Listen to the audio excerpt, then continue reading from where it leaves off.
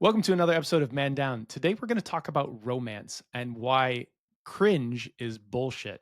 You should be romantic in your life. You should find ways to be romantic towards your partners because it's going to allow you a bigger, more vibrant life than you've had before. And people will respond to that. So, we're going to talk a lot about romance. We're going to talk about how you can start to find ways to be romantic in the smallest ways to the big ways. We're going to talk about just take on these big things, do these big gestures. You will live a better life. And that's what this is all about. We're going to find ways to improve your life dramatically. That's why you're here. So, Patrick, I think this is a topic that I put on our list because I was super excited to be able to talk about this and discuss it because I feel like the world has gone totally fucking wrong on this particular thing. And for men, it's going to be like, but you should be watching this because we're going to talk about romance and we're going to talk about why it matters from a perspective of your partnerships, but also from a perspective of life.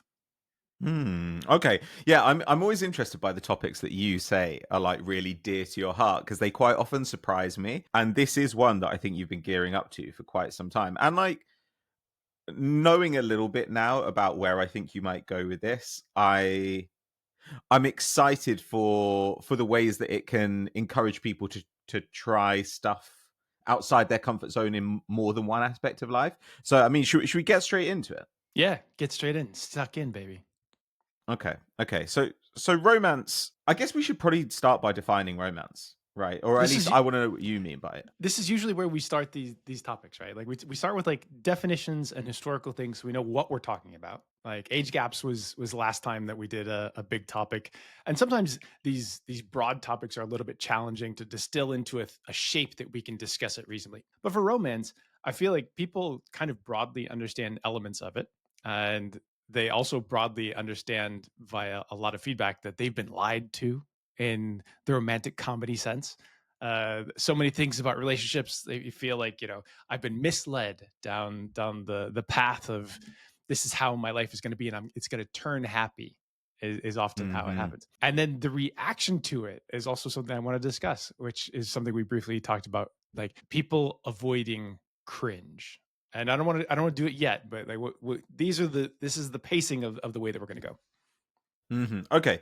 Well, look, I don't have a good definition of romance. When I was thinking about this, I was kind of like, I'm worryingly in you know it when you see it kind of territory. I do think there's something about romance which is trying to take you and the person you're attracted to out of the flow of your ordinary lives.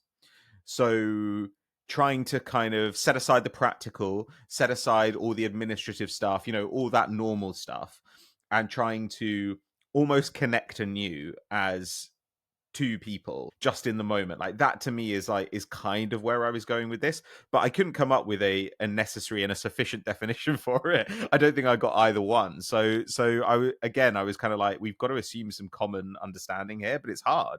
I think because it's attached directly to love that it is hard. And romantic love in the notion that we're discussing here is yeah, it's almost impossible to cleanly define. Like you'll find Mm. lots of definitions, but then you'll find parallel definitions. You're like, that kind of feels right too. That feels right too. Um, for the purposes of this, romance in what you have, like you've got sort of the research around couples, you've got the sort of ways that we sort of express romance. But I agree with you on one big thing, which is that taking yourself out of the normal process of your life in some way via your partner. And for the women that are listening to us, I'm going to ask you a specific question because I know actually of a recent example from your life. But how often have women done romantic things to you or for you in your life? Because you will find this revealing in men and it is shocking. Hmm. You're really asking. I mean, I couldn't give it a number, but the times that it's happened, it's really stood out, right? Exactly. And just Really stood recently, out. your wife actually did something quite romantic that did not involve her. Yeah, yeah. So my wife arranged a little holiday for me by myself to Bath. She also separately arranged for me to have drinks with you while I was there I mean, because she knows. I'm pretty dreamy, so Well, and she was just like, "It'll be good for you." She was like, "Going and having time alone, away from the kids, this will make you happy." Again, getting you out of the flow of your ordinary life, I suppose. But she was doing something for me purely because she thought I would enjoy it and it would be good for me, which is like socializing with a friend, like that. So, and it was a gesture of appreciation, and it was like to some degree a kind of like payback for some stuff that I'd done, but it was a but it also felt like a pure gesture of love, and it really meant a lot to me. But obviously, when we're talking about romance as well, I think you and I are going to be like quite careful here to avoid talking about romance just as big gestures and presents and all that kind of flowery shit. Because actually, when you think about the most romantic things you've ever had, it's been when, I don't know, when somebody's like turned their phone off and really given you full attention, when you've really spent a day with somebody and you've been like seriously listened to and appreciated and understood. Like that to me is the essence of romance. It is the breadth of romantic love experience. It can be the tiniest little things. It can be huge gestures. And I think that we need to create lives that encompass all of this and Hmm. and often have elements of it that are completely woven into the fabric of our romantic relationships, but also your friendships can have romance too. Like the bromance, as we've said for a long time. Like, hey man, you want to go do this thing? Like, you want to go see the game this way? You want to go like try this barbecue place? You want to do like fucking manly things? Like whatever fucking manly things might be. Do you want to go to this I don't know skincare workshop that I learned about? Hey, do you want to go get facials, mani pedis? Like, let's do it. Let's not go Hmm. to a Diddy party together, but otherwise, we're in good shape. Um, it's and so why don't we go ahead with some of the historic elements that you wanted to talk about, but really then I want to dive into our terrible histories. And before I do that though, for women, men very rarely get romance directed towards them. Like it is so often a unidirectional flow from men to women. You need to do these things. These are the things that are considered romantic. When women flip it around and you flip that direction and you do something beautiful and warm and wonderful, often the same things that men are expected to do to you, you get so much notice. And it stops you in your tracks because it never happens for us. It never Hmm. happens for men. Yeah, yeah. How This is one. it's Go on, sorry. heartbreaking. This is like one of those areas where you very little effort, yeah, gets you a lot of reward. It's kind of it's kind of the way that men when they do basically anything around the house or with the kids get a ton of credit for it, and women quite rightly complain about this. It's the opposite situation with romance, and I think as well. And this is kind of I guess a gateway into a little bit of the research stuff. But a lot of people have convinced themselves they're not romantic. A lot of people convince themselves that they don't really need it. They think that romance is cards and flowers and all this kind of stuff. And actually, to be honest, they might find they like that stuff if they gave it a chance. But they've decided that it's not for them. They've decided it's superfluous to the workings of a relationship. And I just don't think that's true at all. So John Gottman, we've talked about John Gottman and Judy Gottman before, who are two big figures in the history of couples counseling and a couple themselves. Like in the 1970s, Gottman did these studies of couples. They watched couples try and resolve a conflict in their relationship for 15 minutes, and they made predictions about who would remain together I and love who would this. divorce. As a quant nerd, I love this. And it honestly, and their predictions were incredible. They followed up over 9 years, so it was a really long study, and the predictions proved 90% accurate, which is pretty damn good. Now, there are two considerations to it. On the one hand, the negative stuff, the stuff that might help you predict a divorce. Gottman has this thing that he talks about the four horsemen of relationship breakdown. So it's criticism, contempt, defensiveness, stonewalling. But on the other hand, the thing that came out of this study was trying to balance your positive and negative interaction. So this normally gets broken down into or boiled down into a very basic form, which is for every one negative interaction you have with your partner, you should aim to have 5 positive ones. And that sounds like a lot, but obviously these positive ones can be really small. It can be holding hands, saying thank you, telling them they matter, appreciating, doing something for them. But what it really was is when they watched these couples try and resolve an argument, there were some of them who just got really into the argument and got entrenched on their own sides, and others who continued to joke around, continued to touch each other, continued to find ways to express closeness. And the way I think this relates to romance is that if you stop seeing romance as superfluous and you start seeing it as savings that you're making as a couple, as money in the bank that you've got for when shit goes wrong, then it becomes much more of a sort of justifiable effort that you should really try and make. If you stop seeing it as something that your partner wants just because they like getting flowers or they like getting presents, and you start seeing it as a practice that you need to be in, which allows you to demonstrate to your partner when things get rough that you do actually have the ability to be close, you do have the ability to appreciate one another, then your relationship is much less fragile. So that's kind of my avenue into it from research, but like I have my own opinions on it, and I kind of think this is a situation where what we feel is more important. Because we're talking about feelings. Mm. So I would say, from what you just said, the most important thing to take away from this particular episode is that romance and love is a practice. Yes. And you should practice it as often as you can, assuming that you want to keep your partner, or you should be practicing it, learning how to either attract future partners or find your next partner. All of that flows in together with what we want to discuss. And it's incredibly important for you to get repetitions in this, to learn how to Mm. find what works, to learn how to find what doesn't work. All of these things matter, and it only happens through practice and repetition. Yeah, I think Massive Attack were right. They told us love is a verb, love is a doing word. Like it's absolutely true. And yeah, actually, I hadn't really thought about that with romance. That a lot of the stuff that some people would consider romantic would be horrifying to other people. If I'd proposed to my wife in a public place, she'd have fucking said no.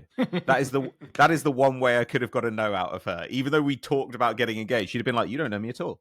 So I think part of this, and I know we always come back to this, is like having open lines of communication. And actually, when people come to couples therapy or when they come to therapy to talk about their relationship, not quite the same thing, they tend to lump their stuff into a small set of problems. So communication is one of them, which I always think is not bullshit, but it's kind of bullshit.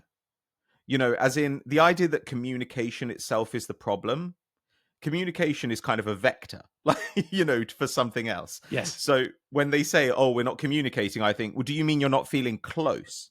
Because that's normally what it means. So my thing here is communication is to relationship analysis what desire is in football analysis.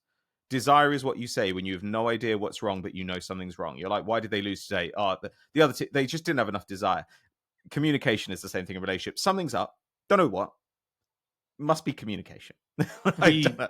we have lost our ability to have hard conversations is a very, very different phrasing of Mm, communication, right? If sure. you say it that way, you're like, oh, we have to pinpoint that. We don't feel safe enough. We don't feel secure enough to Mm. have these hard, risky conversations because we're worried about the rupture that might follow from it, or we're Mhm. worried about the reaction and the way we might be judged, even though like this is Yes. sort of where I am and how I feel now. Yeah, I think that your point on the football commentary thing, especially for the men that watch us, like you get it. We hate commentators that just spew out cliches and oh, we're not communicating. All right, well, what are you not communicating about? Mhm. Like Yeah. that's the source of the problem, right?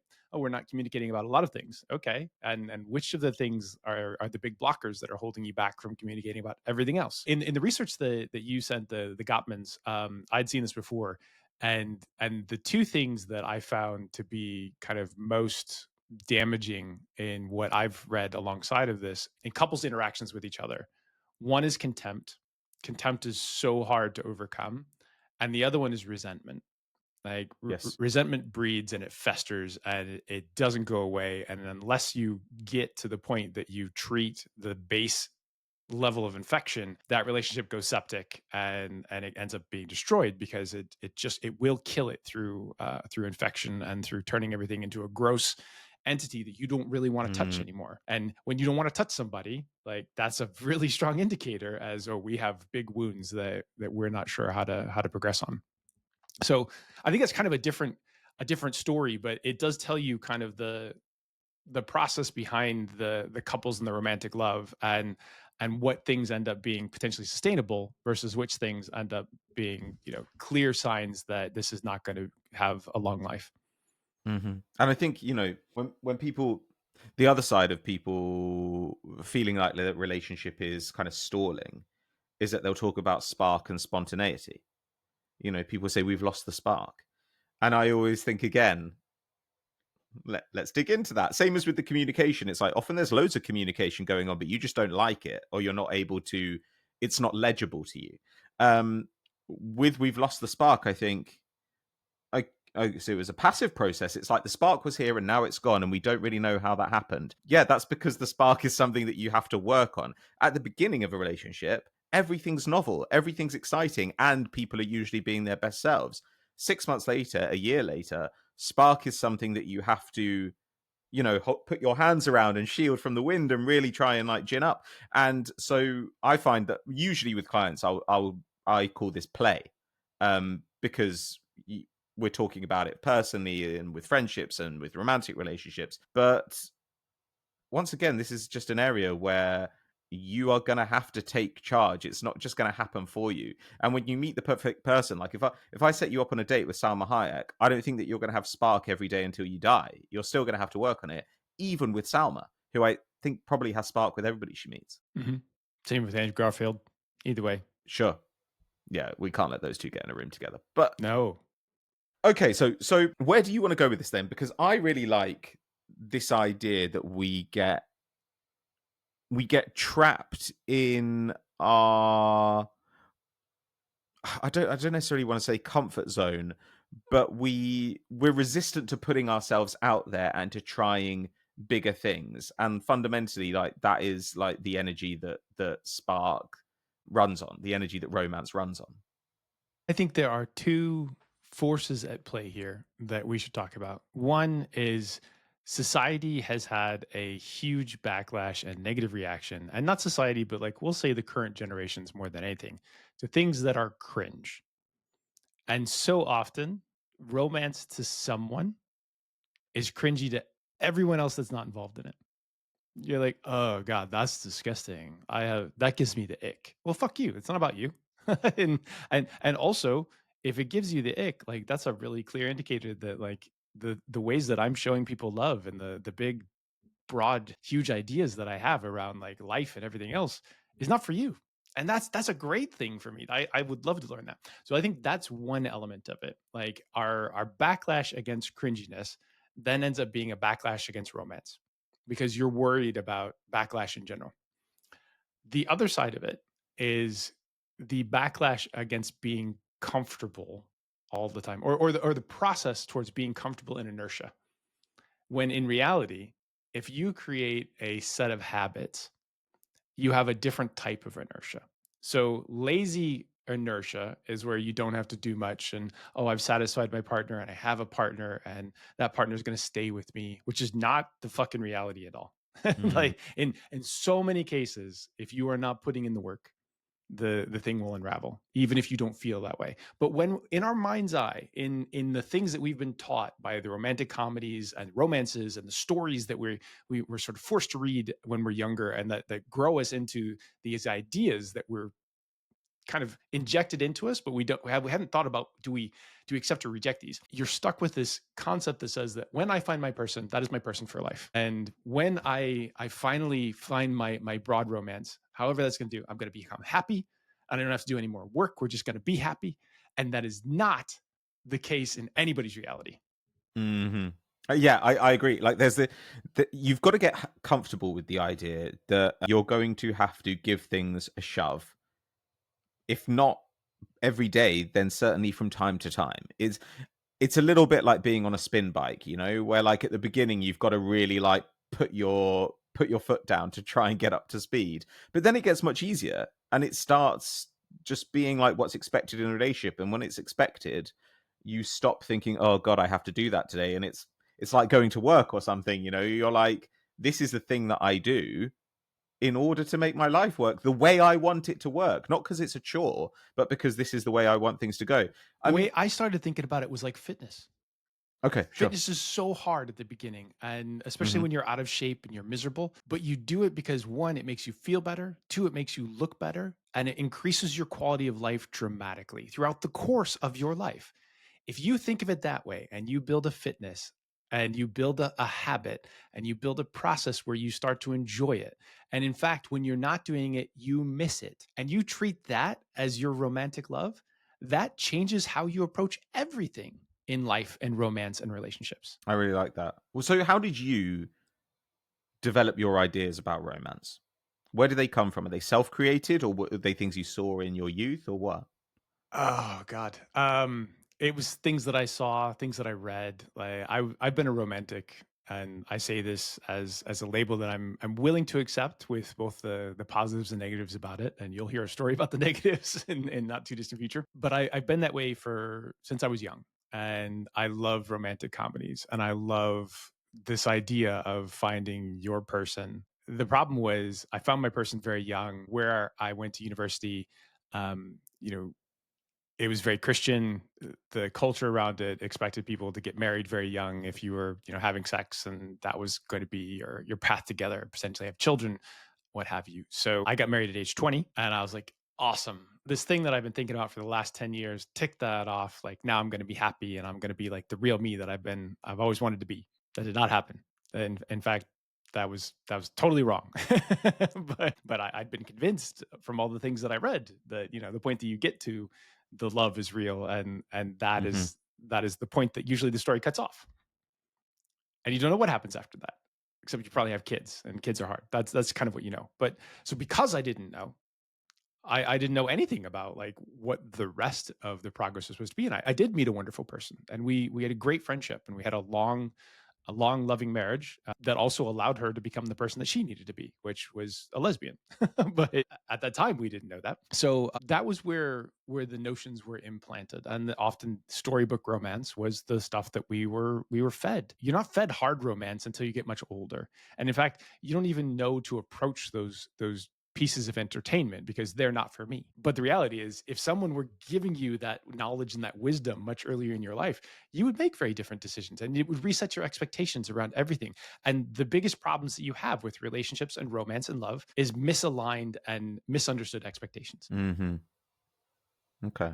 So so it's almost like it's it sounds like you had this idea that relationships were going to be kind of like When Harry Met Sally, where you're like all the difficulty happens before the relationship actually comes to fruition, and then it ends and it's fine, rather than like Eternal Sunshine of the Spotless Mind, where the relationship starts and that's when shit gets real.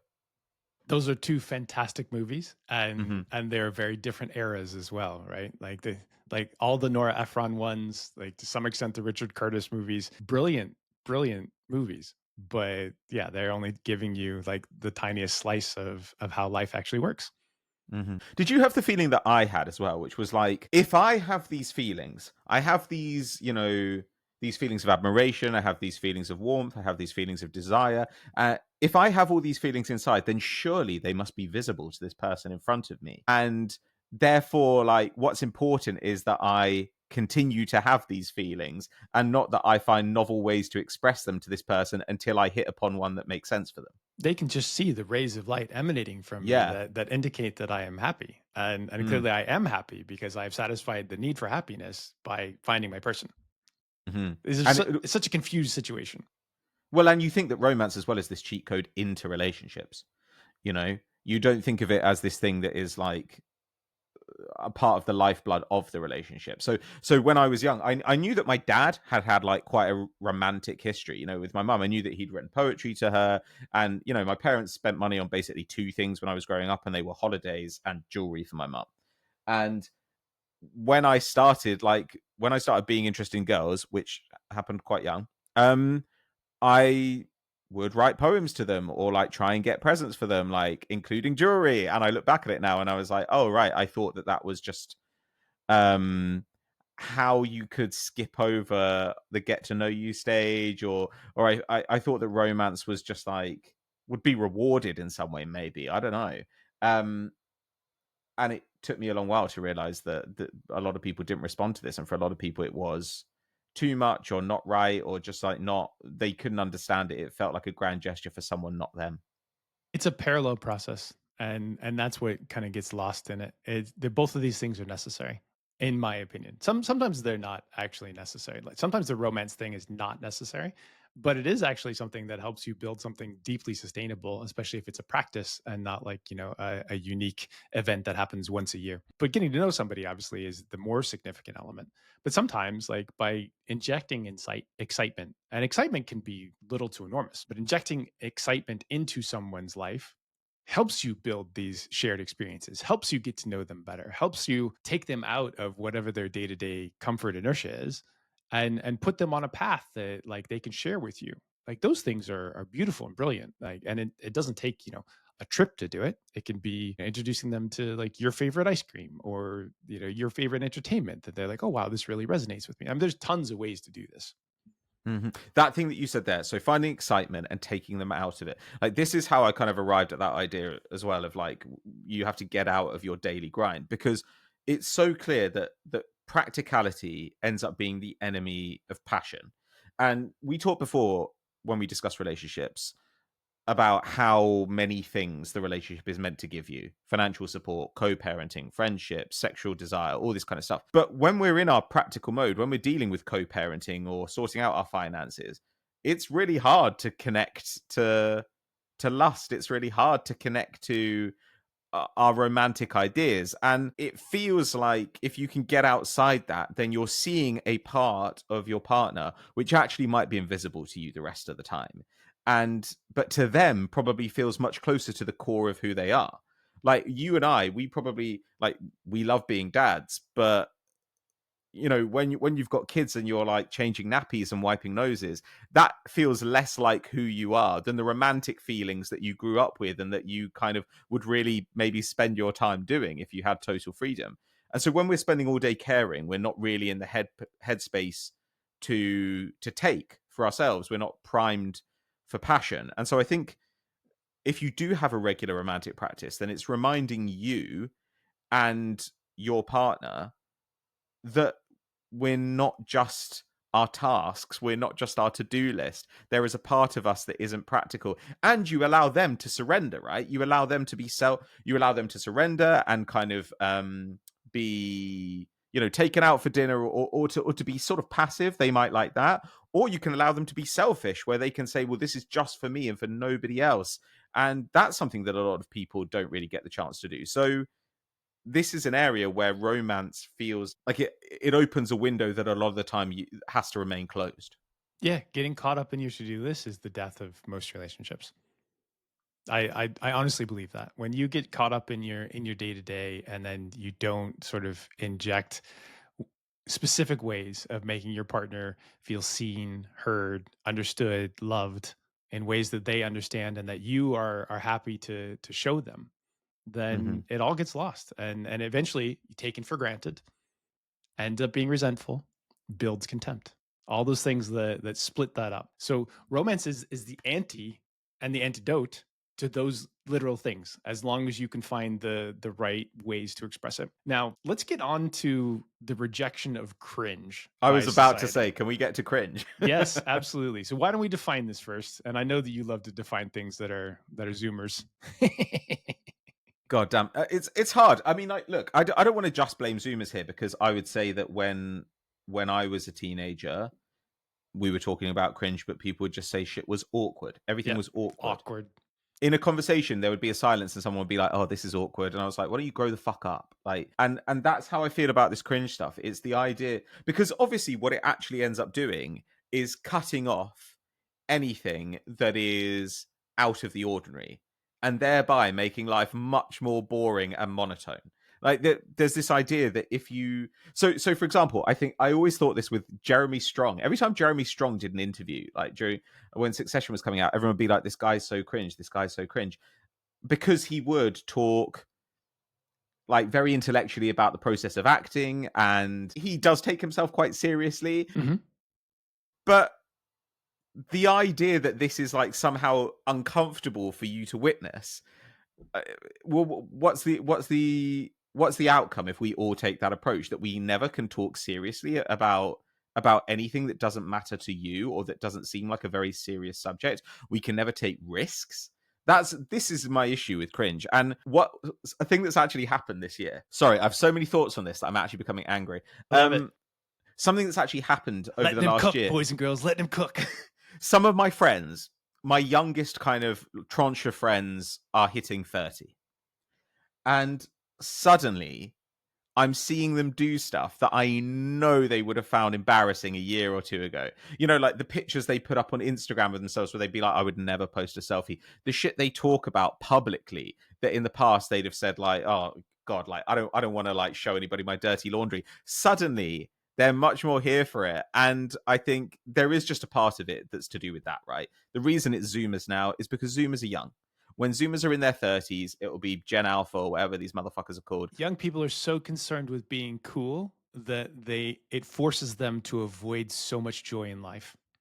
Yeah, you're desperately fearful. You're so fearful that if you go and introduce, there's a person over there who's not your friend, and you're scared that if you go and introduce yourself to them, they will think you're embarrassing and they will not be your friend. You don't notice that that outcome is exactly the same as the current situation. You're like, I'll be embarrassed. No, you fucking won't. Like embarrassment is a choice. You could you There you go. if you're unembarrassable, then nothing embarrassing will ever happen to you. It reminds me of when a friend of mine was he was working for the British Embassy in China, and he had to have the interview. You know, when they go through your internet history and talk about your porn preferences and all this stuff to make sure that you can't be blackmailed. Mhm. And there are obviously two ways to be unblackmailable. One is to have never done anything interesting that you could get blackmailed for, and the other is not to feel shame. And I feel the same thing about cringe. It's just like you can do nothing at all and then you'll never be embarrassed, or you can choose not to be embarrassed and then everything is exactly the same. So, in the context of this conversation, people avoid having really fascinating experiences or creating potentially like mind-blowing experiences for Mm. themselves and their partner because they're worried about doing something awkward. They're worried about the potential reaction. I will tell you that over and over again, you can dramatically enhance your life and the heights of your life, which is what we're trying to pursue, not through drugs, but through wanting to experience better life for yourself, your partners, your friends, your family. That's the goal. That is literally the Mm. goal.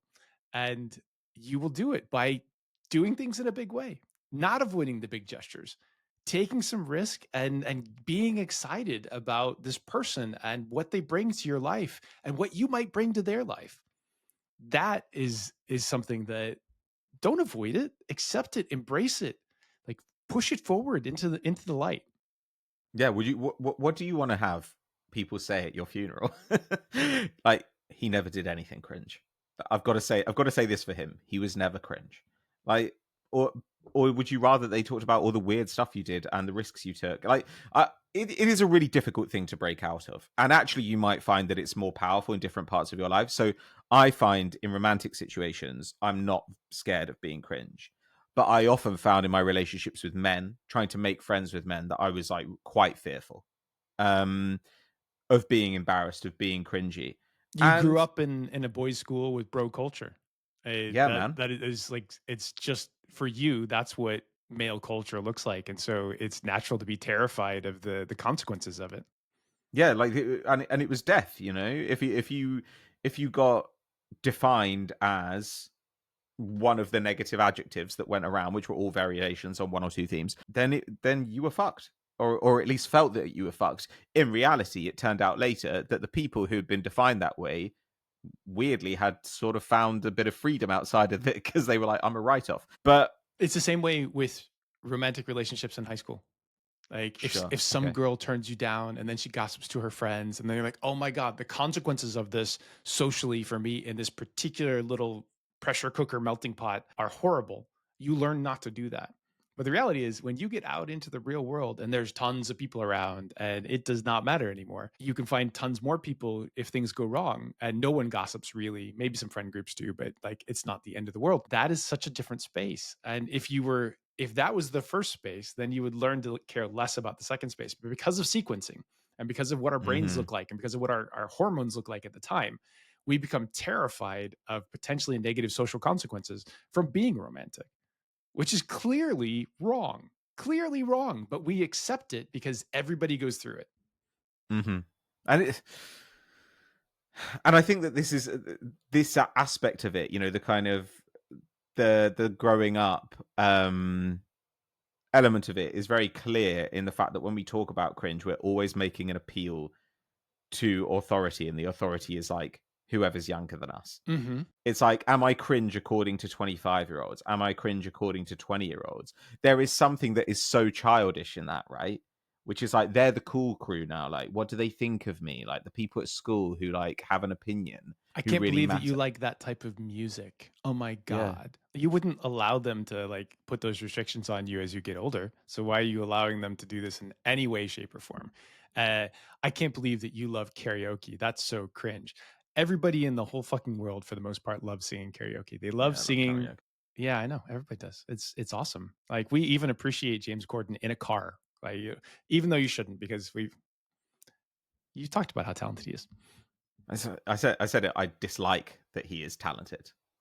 I I resent the fact that I'm forced to acknowledge he has talent, but I still think he should be put to death. I'm glad you said that in the most gentle way possible. We reject cringe. Fuck cringe. Yeah, Cringe is like you don't care. Like because the authority there is not someone you allow to judge you in any other form of your life. Like never take criticism from someone you wouldn't ask for advice. Am I going to ask like a 20-year-old for their advice on the rest of my fucking life? No, they don't know anything. They're having opinions based off of nothing. So why would you allow them to dictate any other portion of this? that's a really good point. And also, and the other one, which is like, don't trust the opinions of people on the sidelines. Like in your relationship, it's just you in it. Everybody else is on the sidelines. They have no idea what the agreement looks like between you. They have no idea what the history is like between you. It's only between you and that other person.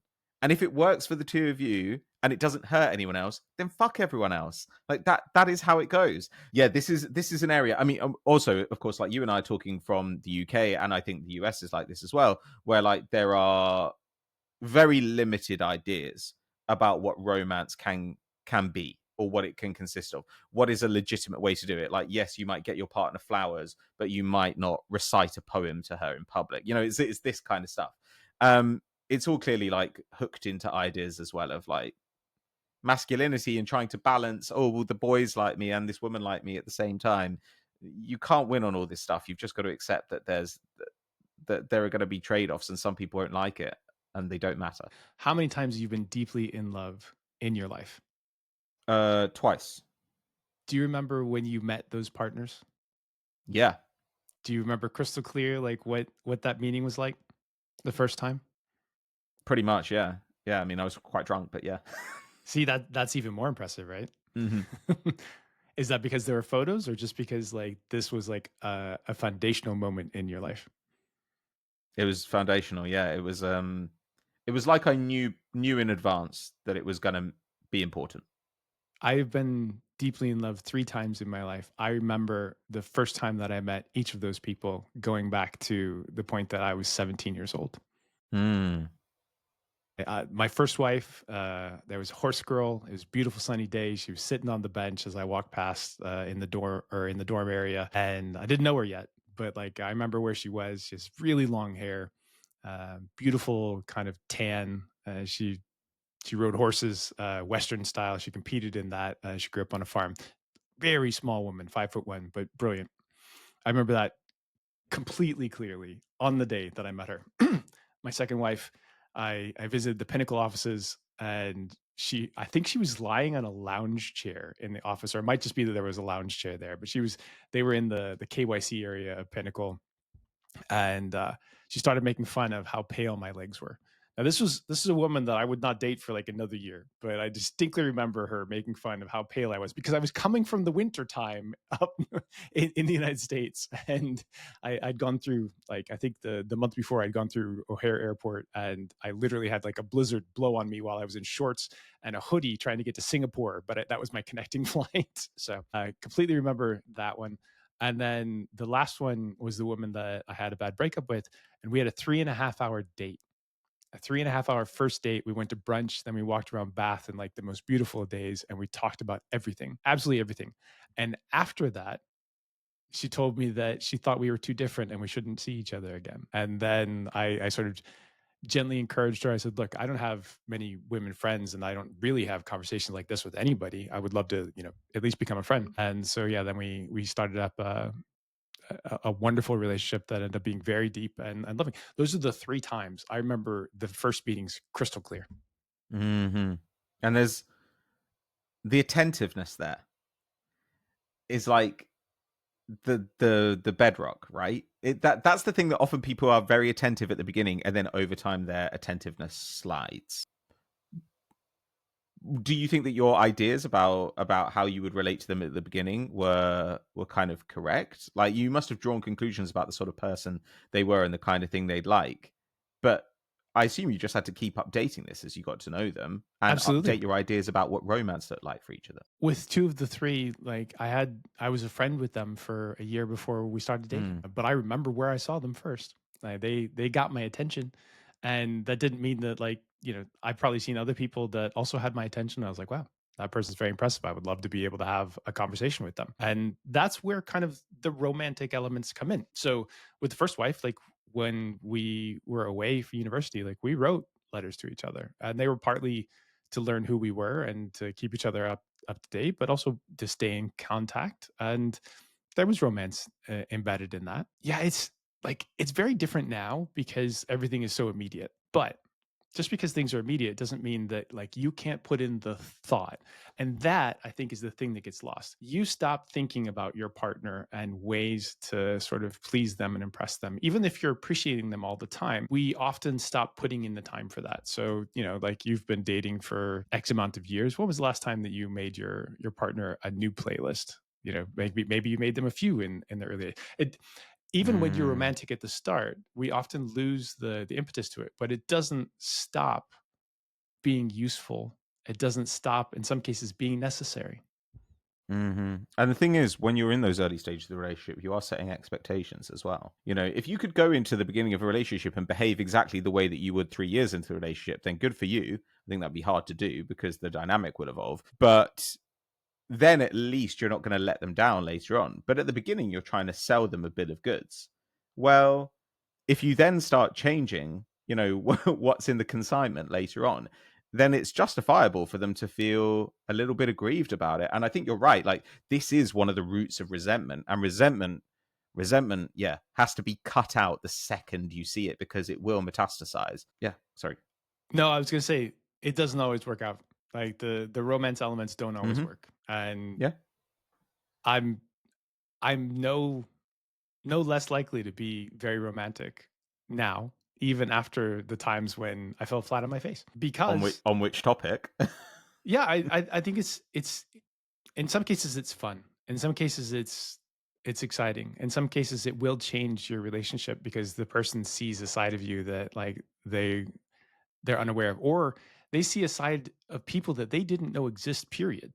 Like sometimes you meet somebody and they're like, "Wow, no one's ever treated me like this." In a good way, not in a bad way. Sometimes it's the other way, but and I that is fascinating and it's exciting and it changes your brain chemistry.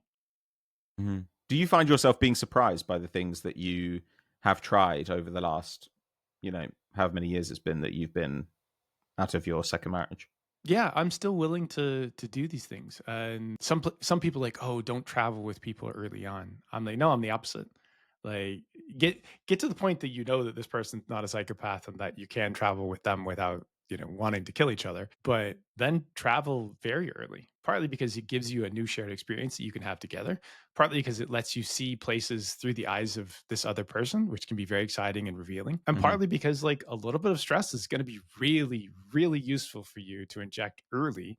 Because if you don't want to waste time on people that are not compatible with you, these little elements of potential conflict are good. They're actually good. Like, if you're not fully satisfied by your relationship right now, there's two things that should happen. One, you should either figure out, how do I fully satisfy myself? How do I make this relationship into what I want it to be? And two, you should break up with that person, because if it's not going to be that, you are wasting your time. Mhm. That's romantic in my life because it's romantic about your life. In your life, this is what you're doing. You're trying to create the highest highs that you can get. You want to have the most robust, highest level that's consistent across your whole life. And you find that by going out and attempting to find that, to find out, can it be better? Now, that can be true in your own life right now. Can my life be better with this person? Amazing. If it can't, you're wasting your time and theirs, and you should pursue somebody else. Mm, interesting. It's a so do you find yourself enticed by the little like Instagram girlies who talk about romanticizing their lives? Is this a thing that appeals to you? Yeah, of course, because it appeals to me on the basic level. I want to have like a wonderful, rich, fascinating, dynamic life. Now, that doesn't mean that I'm always looking for the person that might be better. That doesn't mean that like I'm always seeking that person. That's a different thing. Yeah, yeah. When you find the right person, how do we make things best together?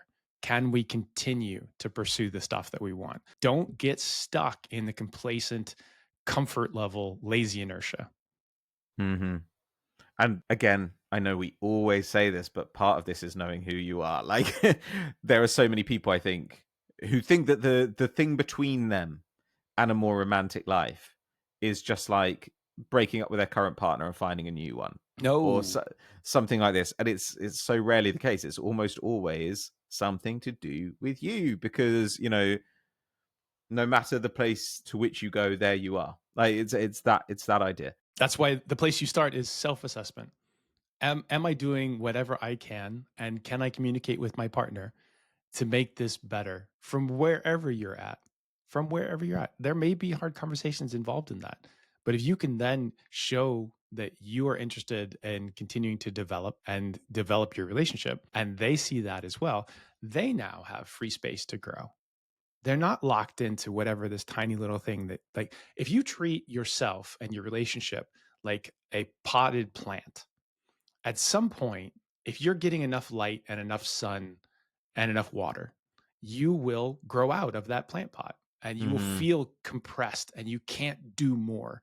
And some plants, have the ability to break through that pot, but sometimes you just need to replant it into a different pot that's much bigger, that gives it the Mm, ability to continue to do so. If you treat this as a person, you will always be this plant and you should be giving yourself sun and light and nutrients, but alongside of your partner as well. If you both feel like you've got space to grow, you can continue to increase the size of that potted plant, as it were, the pot that you're mm, in. Then you have comfort level. That person's like, oh, I have space to grow too. I'm not just condensed into whatever we currently are.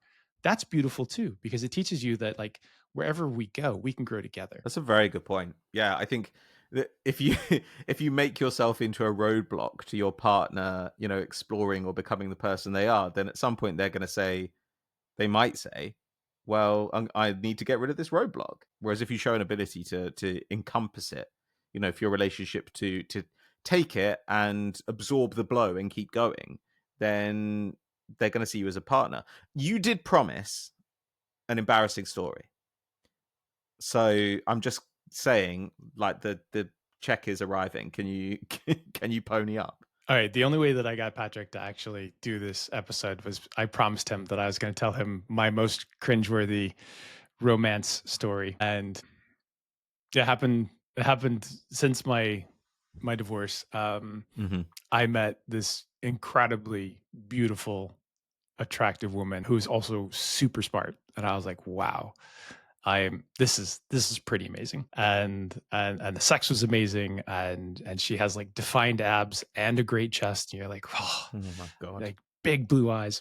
Um, it's all the things that initially attract you, and then like a wicked sense of humor, and she's funny, and she learns, and she like teaches me about shit. You're like, oh god, I'm in heaven right now. This is awesome. So I don't know. We're like 2 months into this, and I'm like, I think I'm gonna tell her that I'm kind of falling for her. And I haven't done this and ever. Like it's been a Hmm. very, very long time since I've done this. And I was like being romantic. And so I knew that she didn't check her email very often because she was like a very present person and she was busy with other stuff. So her personal email she did not check very often. So I planned this this date night to like a one Michelin star restaurant that was like cool but really good food. She came dressed looking incredible, and my plan was I'm going to write a little card that, just like a card of appreciation. I gave her a gift as well. I gave her this sweater that matched her eyes, and at the bottom of the card Nice. I said, love Ted, and if that word comes as a surprise to you, check your email. In her email I'd sort of written kind of light poetry about,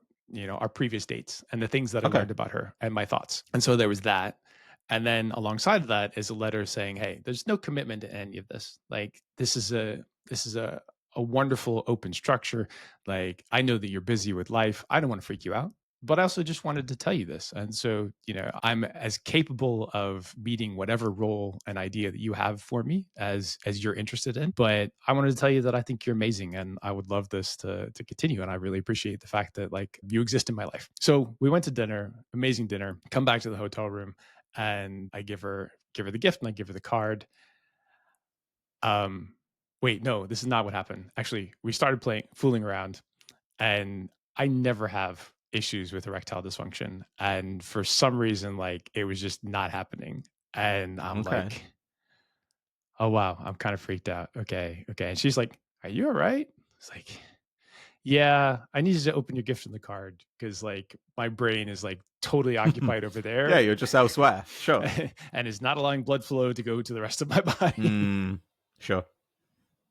So yeah, she reads the card and then she opens up the thing on her phone and she looks at me and she says, "Oh my god, you're a romantic."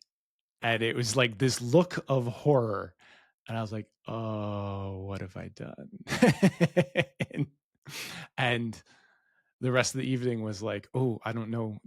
I don't think that this is it's not going to work like that. Ooh, I'm not ready. I'm not in that space. And then like, "Oh, well, yeah, okay." And then she's like, "Do you wanna keep, you know, having sex?" And I was like, "Yes." And then it was very quickly like, "No, neither of us actually wanna do this." And I was like, No. "I am so sorry for ruining this for you. I'm so, so sorry." Like, and she's like, "It was so good up till now, and now it's just not, and, you're gonna have all of these thoughts and these reactions."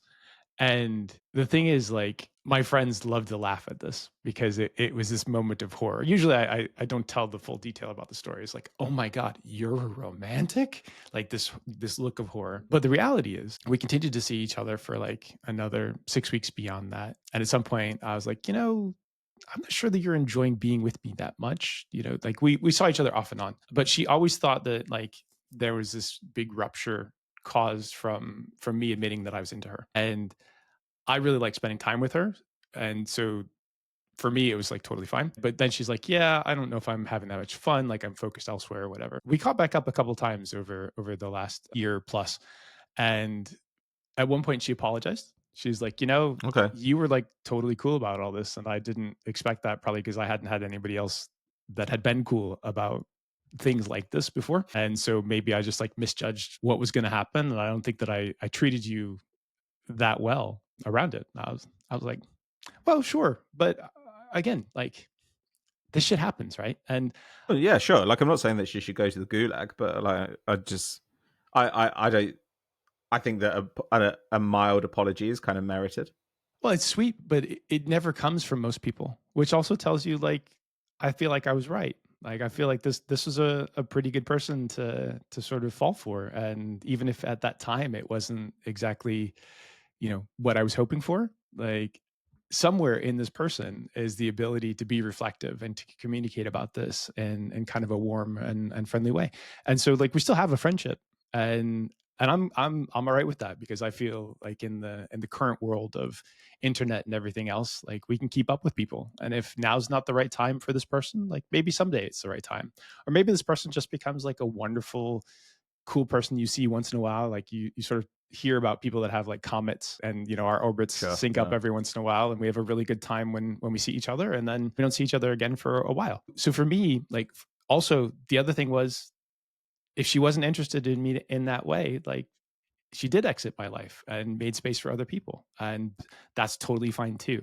So this level of romance for me is, I guess, sort of normal in that, like, when I find somebody that I really deeply appreciate, like, I want to find them and create things for them that show how much I appreciate them and commemorate these memories or these moments or the things I've learned about them. And also, I love giving kind of like really specific gifts to people because I think that's fun. And it's fun for me. Like, gifts are very much about the giver and much less about the receiver. But also, if somebody is appreciative of that, then you find out about them. Like, oh, they like these types of gifts. They like these types of things. Sometimes it'll be something that just falls flat. And even sharing musical taste, you're like, oh, didn't quite like that, but I really like that. Okay, well, in the future, like, I know that you might like these types of things. It's all about learning and progressing. And at some point, you might hit a wall where you can't progress any further. That's okay, but maybe you progress much bigger and they start giving you things back, and maybe that's like the reciprocal relationship that you build, and it becomes something really beautiful and quite strong. I think that's a really good entry point to giving people some practical advice to take away from this, right? Because we do all know what spark, spontaneity, romance feels like in the early stages of a relationship. And that, I think, is a good roadmap for rediscovering it later. You think about the things that you have in the early stages of a relationship. How can we create those the rest of the time? So to me, I kind of have I sort of have three things there. I think the first one is intense focus on your partner. Because in those early stages of the relationship, you think about them when they're not there. You think about them like when you're asleep. It's there all the time. And then later on, your girlfriend's talking to you, and you might be on your phone. You know, you might be half paying attention. And I think that this is probably the simplest one to do as well. Because how many of us will sit and like watch something together while we have supper, or maybe we could meet up for a coffee, but instead we grab our own one because I can get home a little bit faster, whatever it Hmm. might be. You can start making such easy changes there. And it's normally like a few minutes difference. And then you feel connected. And then you argue less as well. Like, that's the other thing about this, right? The virtuous cycle of it. So my wife and I try and do this periodically, where we make sure that we're sitting opposite each other and having supper together. When it's been sunny recently, we sit in the garden together Hmm. and have our supper there in the evening. And there's something as well about our kids are asleep in the house, we're out in the garden, and it's like we're whole people again. What's better than That's spending wonderful. one-to-one time with the person you love most in the world? Nothing.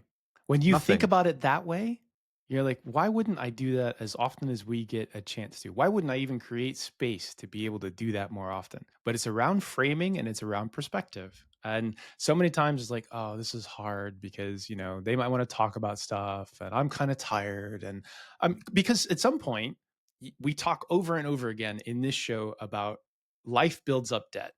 And if you don't Hmm. have conversations, if you don't have the hard conversations about it, that debt comes due at some point. You can't put it off forever. And sometimes it comes due in a foreclosure. And they take back your relationship, they take back your house, they take back whatever it is that you have not paid the bills on. But if you argue less, if you have those conversations, if you have that ease of communication about things that might be a little bit challenging, then everything becomes less challenging and it becomes easier to maintain that closeness. Mm-hmm. My wife still surprises me when we do this. We will have conversations that I find surprising. And yes, sometimes we have to say we're not talking about work, we're not talking about the kids, like we've got to limit that stuff because it's very easy to slip into. You do. And sometimes as well, this is almost the cringe thing too. You might have to accept a little bit of awkwardness where you're like, oh, what are we going to talk about if we don't talk about topics 1, 2, and 3? Well, you'll find it. And then when you find it, it's like you've gone through this, like you're potholing and you go through this very narrow grip and you're out and then it expands again. And my wife has said like 2 or 3 things to me in this last week, things about us, things about me, that were totally new to me. We've been together for 11 years.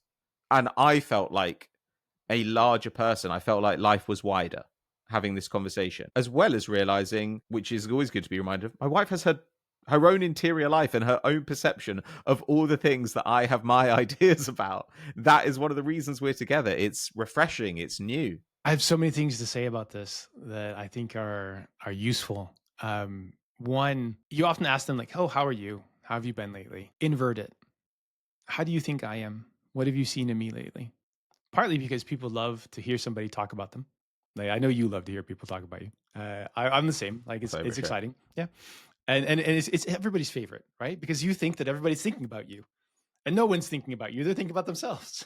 Well, some of them are thinking about me. I'm not you. I mean, one thinks that everyone is thinking Yeah, I about know, me. and I'm just saying I'm special. Okay. That's all. I mean, you do have 10,000 listeners on a podcast and like 30,000 on different ones. So yeah, you are a little bit special. We'll admit that. But invert the question. Like, what do you see about me? Because it might tell you things that they're perceiving that either don't matter or that you should address. Mm. And like, oh wow, okay. And sometimes it's like, oh, I really loved how like you dealt with the kids the other day. Like this was beautiful as well. Like there's so many things about that. And it takes you away from your children from the moment they get into fucking nursery and the moment they can talk to you. Like, hey, how was school today? Fine. Like, I don't know why that is the response, but when you ask somebody, hey, how are you? And you live a life with them, like sometimes they'll answer, but plenty of times they're just like, yeah, I'm fine, I'm this, I'm that. I do it with my own therapist. My therapist is paid to literally listen to me like complain about my life and things I want to work with. I'm like, oh, I'm fine this week. And I know that like I have to break through and like talk about the things I don't want to talk about. This happens to everybody. So when you Mm. change it, when you change the perspective on it, then you open it up much faster and you get a very attentive listener. Mm. That's a really nice idea, especially because I think we get trapped in the stories we tell ourselves about ourselves, right?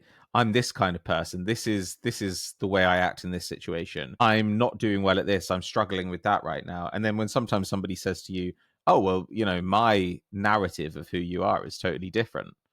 You think, "Ah, okay." Like the shackles that I'd imagined were purely imagined. And sometimes you want to build a shared framework and a shared experience with that person. And so sometimes you need to adjust their perception because you're like, oh, this is actually where that came from. You might not know that, but like I want you to understand that because, and it's a huge difference in how you treat each other and understand each other Mm. because Mhm. you're comparing your own mirror. And your mirror doesn't like sometimes your mirror could be a funhouse mirror, and that's scary as shit because you don't want that to be. Like you want your mirror to be the beautiful person you see every day. Yeah. Mhm. And so Um, I think Go oh, ahead. no, go on. No, No, no, that's please. I find that the other thing that I often will try to do now that I didn't try to do before is I'll just like, can I have your attention? And then you get their full attention, and then you say something beautiful about them. And I really want you to understand that this is how I feel and this is how I'm seeing you, and I want you to accept this. And I mean, everybody has partners where they don't always see themselves as that Mm. beautiful for reasons. So you showing them that mirror of someone that loves them hopefully has a bit of an impact.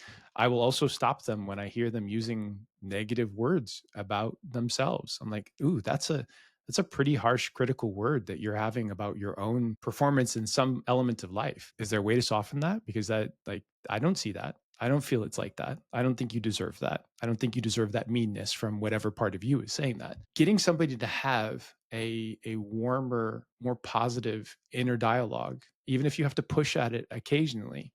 Like different partners will accept different levels of this, but I think that's a big deal for them. Mm. That I think actually is kind of my second point. I think, there's that intense focus, and then there's just showing them that you think of them, This is giving them your opinion. Huge. It can also be like giving them a present. Like when you really ask someone how they are, and then they say something like, "Work is stressful. I'm sleeping badly. I don't feel close to that person at the moment. I haven't seen my friends lately." You immediately have a load of ideas for ways to improve their life. Mhm. You can get them a new pillow, bath salts. You can pay for them to go away to a hotel for the night. You can give them a massage. Like all of this stuff is what romance is. Take You know. notes.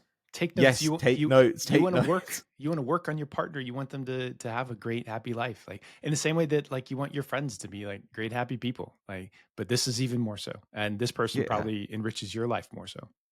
Have a cheat sheet of all their favorite things. In the early stages of our relationship, my wife and I both had those for each other. And, especially with some things like ring size, get that early on.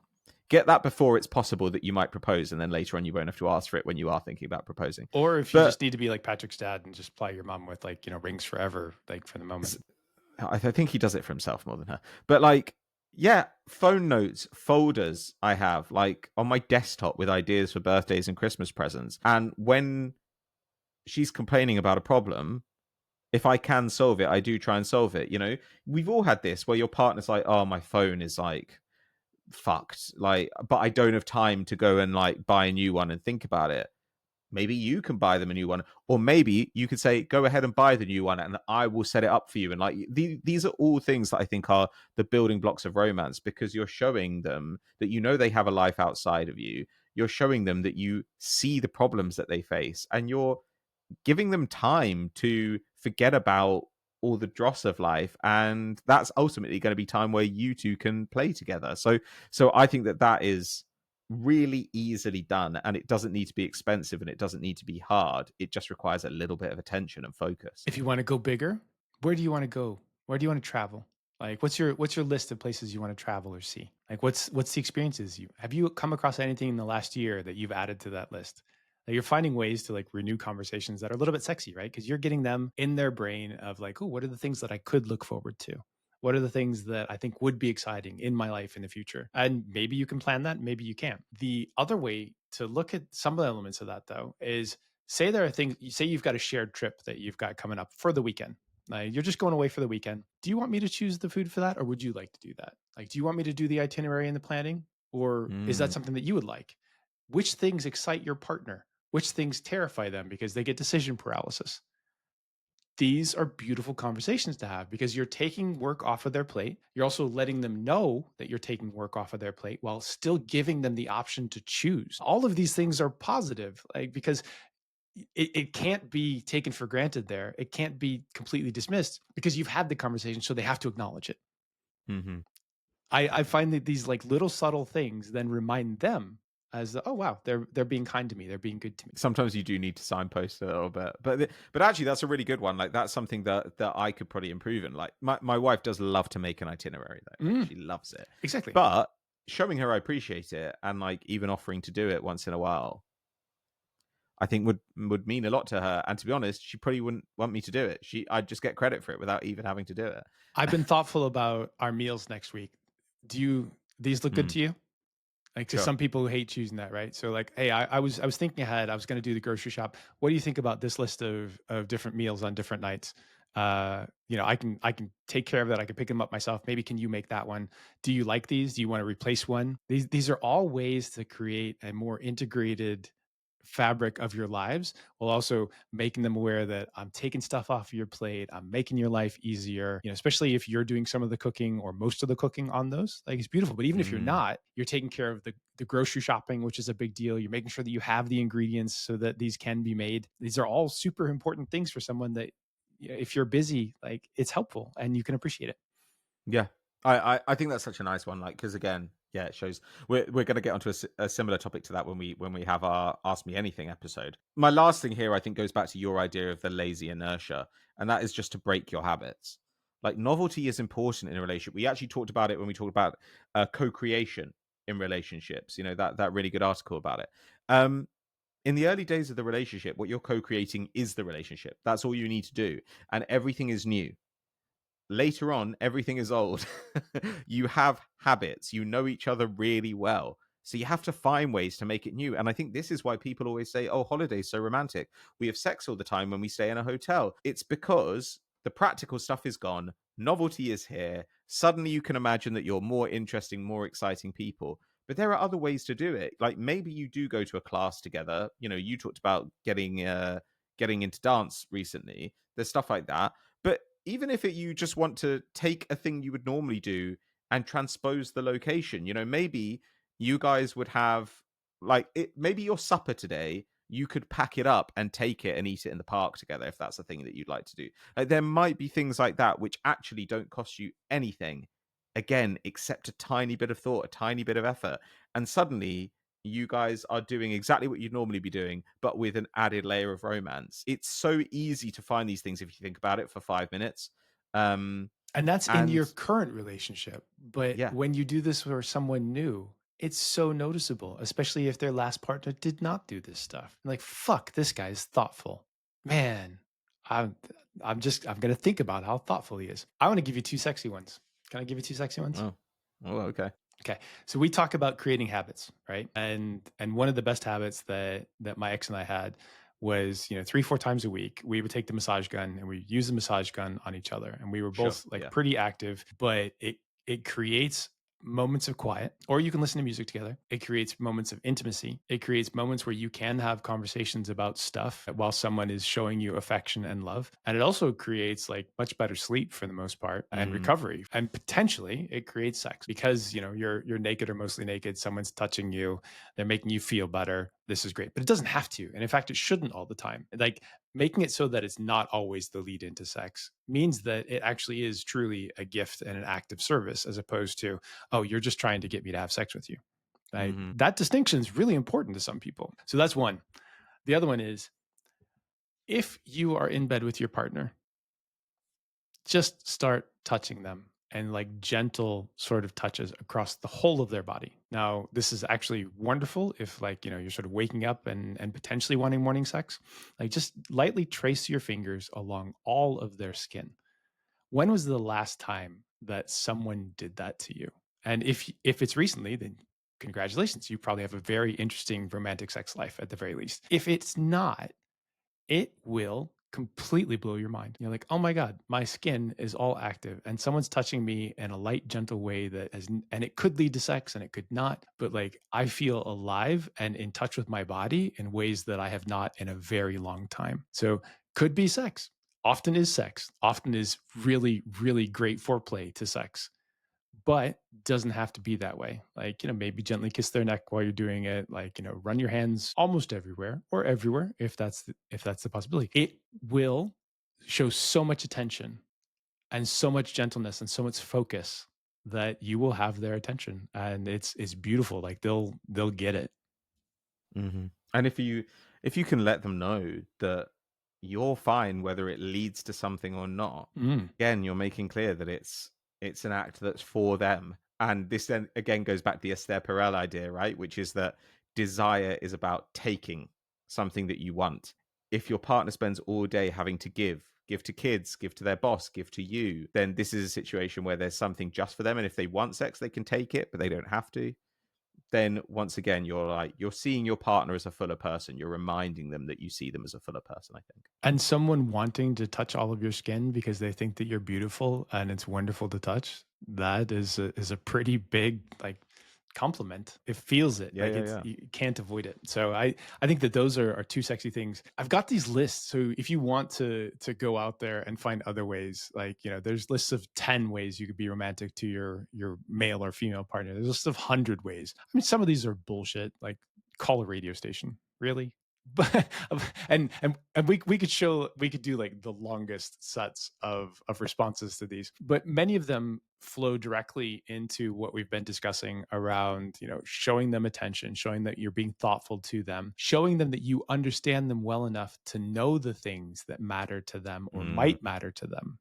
Like, and so, look at the list and find 5 things that that they'll appreciate, and maybe two that you're kind of interested in testing. Like it's always fun to mhm, test your relationship and find out what the responses are. So that's sort of my perspective. These lists are out there everywhere. Like have fun with them if you want, but if you're looking for ideas as to how to push these things forward, and do not be afraid of cringe. Big mhm, Go big where you can. Don't be afraid of cringe. Like showing somebody how much you love them is awesome. And mhm. hopefully they have that response. And if they don't, you're learning lots again. So that's okay too. Yeah, you can find out that you're a different sort of person to the one that you thought you were. Like, I agree. Like, when it comes to the cringe stuff here, is what's putting you off that it's cringy, or is it that it's not you? If it's not you, you don't have to do it. Mm-mm. But if it's just that it's cringy and actually it might be you, that probably suggests that you need to work through something there. That probably suggests that you should push your way through it because on the other side there might be a really big reward for you. So I If mean, look, this go on, sorry. I was gonna say, if you're at a bar and you happen to put, something on the jukebox and you get your friends to walk up and start saying, "You never close your eyes anymore when I kiss." If your partner might fucking freak out with that, or they might have the most glorious, like they might be a big Top Gun fan and they might laugh at it and they might be like, "This is Mhm. really funny and warm and rich and God, I fucking love what you even if you embarrass me." That's a wonderful place to be. well, then you found somebody you need to keep. I mean, Yeah. I think that romance is just like this topic that goes on and on because it's so individual. But I've come to the end of what I wanted to say about it. Unless you want to embarrass yourself some more before we go, I didn't think your story was that embarrassing for you. I thought it was fine. uh, I wanted to fold in on myself on that particular night, and then every day afterwards, I just kind of laughed at it, and I was like, it's actually really funny, and I would never change how I do this because I want to be romantic. Like I want to be romantic. That Hmm. it is Yeah, for the other person, but I want this. And in my whole life, like I want things to be big and lovely and not hollow. So yeah. there's no falseness about this. Like you do it when you feel it, but you need to be feeling it. That's the thing. And if you're not feeling it, that's telling you something. You've got a lot of work to do, and maybe you need to be in a different relationship, or maybe you just need to talk to somebody about how do I unlock these parts of myself because I want this, even if I don't know how to get from here to there. Mm. Reject cringe. Reject the ick. I'm sorry if you're over 30 and you complain about how awkward things are. You complain about cringe and you talk about having the ick. I'm sorry, but you're not an adult. You're a You're not baby. embracing life. You're You need fucking to grow afraid up. of you're afraid of embracing life. You just need to grow up your pussy. That's my feeling. Um, like sorry, but the ick is for children.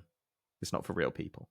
Okay. And on that note, thank you so much for listening. Please, if you are at all interested in our content, subscribe to our social media channels and also subscribe to us on the YouTube or Spotify or Apple, wherever else you might find us. We have lots of episodes. And if you find this one in particular interesting, go find the other ones as well, because we have good life advice on almost everything at this point. But if we don't, you can give us feedback and tell us where we're idiots. We're actually much more accepting of you telling us we're idiots on this program than we are on our football program, where we basically like Yeah. go fuck off. Like we're much better at this than you are.